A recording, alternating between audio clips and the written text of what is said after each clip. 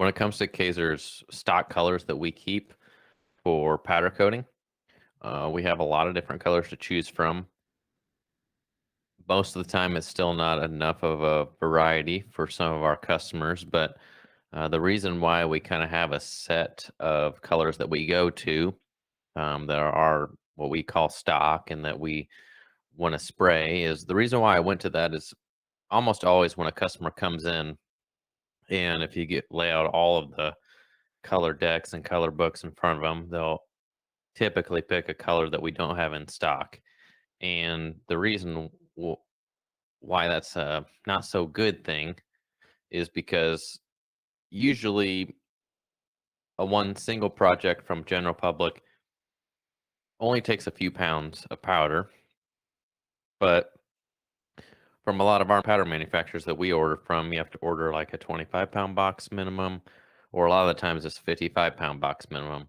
And so it doesn't make a lot of sense for us to order in a 55-pound box for only a couple pounds that we need for a particular customer's project. And so that adds a lot of cost for us that we're never going to recoup because we're probably never going to spray that color again. And like one option would be that we could charge the customer and say, well, if you want to bring in the special color, you can pay for the whole box. But that gets really expensive for them, and they typically don't want to do it. And it always usually just ended up in the customer being really frustrated with us and an argument that either we were going to be charging too much or they're mad that we didn't want to bring the color in. And so I went to a just a color panel wall of the colors that we know that we have in stock and that we spray a lot on for other general public and for repetition jobs that we do over and over again for like general industrial customers. So once we went to that and stopped having all of the color pamphlets and books laying out, it seems to go a lot smoother for color selection.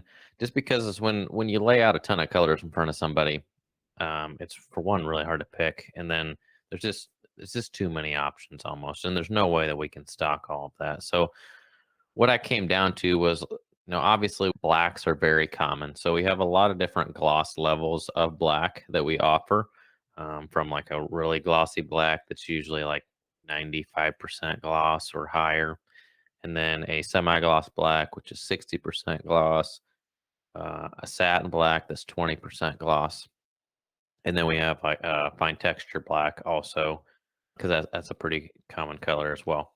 So our blacks are the ones that we range the most on, but then we have a couple of different whites and grays, reds, blues, greens, yellows, all kind of the whole spectrum. So usually a customer can find what they want. The colors that we spray the most are usually black. We spray a lot of black, and so that's a common color that we run almost every week or multiple days a week. And so when customers pick that color, since it's more common, typically their quote's probably going to be a little less than if they picked like bright red, which is a color that we have as one of our stock colors, but we still don't spray red 2 days a week every week like we do black. Since black is more common of our stock colors, it's probably a little less costly, even though our turnaround times are typically pretty high. And right now it's hovering around 4 weeks from drop off, which is the best that it's been in a while. But typically, if someone will choose a black, and if they happen to pick one of the gloss levels that we're running in the next couple of weeks, a lot of the time I can get their one single part in, and kind of batch it together with another big run, and we can get it done faster. Even though that we have those stock colors on the wall, that doesn't necessarily mean that we spray all of those colors every single week. It's just those are the most common colors that we spray. And so that's the ones that we keep on the shelf, and that's the ones that we offer. That's the ones we're trying to steer customers to. That's why those are up on the wall. But it's still, someone can still pick one of our least used stock colors off the wall, and then maybe our lead time is a little longer to get that done because I'm trying to wait for some other jobs to come in that are going to go that same color so we can kind of batch it together because it makes more sense than doing one chair, a random color essentially. Favorite colors of mine, I like the blacks. mainly just because it works really well with the scheduling, and that's all I do most of the day is just schedule and reschedule and try to keep customers happy or calm customers down because our lead time is too long.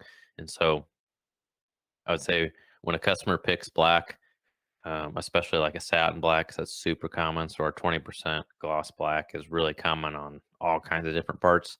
When customers pick that, I'm happy and it makes it my job a lot easier. Some of our stock colors we have as texture, like I mentioned, black pine texture, and then there's we have a hammer black as well, and we have a couple other colors that are kind of like a hammer tone. We have a silver hammer tone and a gray hammer tone, and another popular stock color is copper vein, which kind of has like a vein or riverish texture.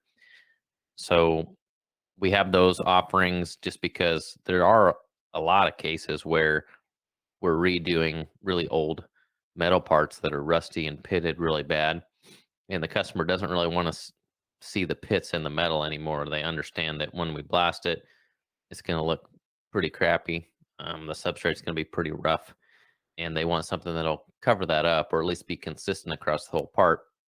And that's where those textures or veins come into play and really help cover that up. When you look at our color wall and you see, like, oh, I really like that red, but I want that red in the same texture that copper vein is in, that's a possible combination, but we can't just make that happen with the patterns that we have in stock at Kaiser. And so sometimes that's hard to explain to people that when they want to like mix and match. And when it comes to powder, when you're looking at the sample panel, what you see is what you get. So if it looks glossy and smooth and red, that's what you're going to get. And then you look at the panel next to it and it's really low gloss and has a fine texture to it and it's black. That's exactly what you're going to get is what's on that panel. We can't do any mixing and matching ourselves right at our shop to be able to make different textures or different glosses.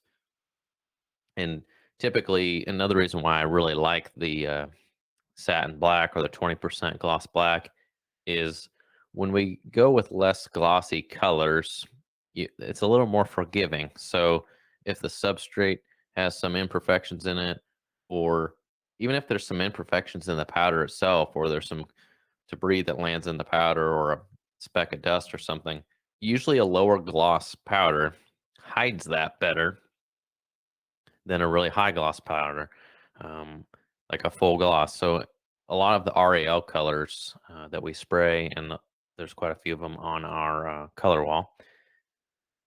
Those are typically in stock at multiple manufacturers, but they're in a pretty high gloss. It's usually like 85% or 9 to 95% gloss. So I would consider all those to be high gloss. And you can really see imperfections in the substrate a lot more vividly when it's a glossy finish. So the light's reflecting off of it, and it's really obvious because of the sheen, the high gloss sheen, versus a low gloss kind of covers all that up. And so, from a finished product standpoint and having a really happy, satisfied customer, I prefer the lower gloss and the satin finishes because if there's some imperfections, whether it's in the substrate or in what we did or how we applied it, you really don't see it. No matter what angle you look at it or what, if you take it outside or inside, you really just don't see it and it looks fine and it's great. And so it's a lot easier actually to have a happy, satisfied customer with a lower gloss powder than when you compare it to something really high gloss. Because when it's really high gloss, you're really going to see all the imperfections. And if we apply it too thin or too thick, the gloss doesn't is not forgiving. So it's going to highlight that immediately.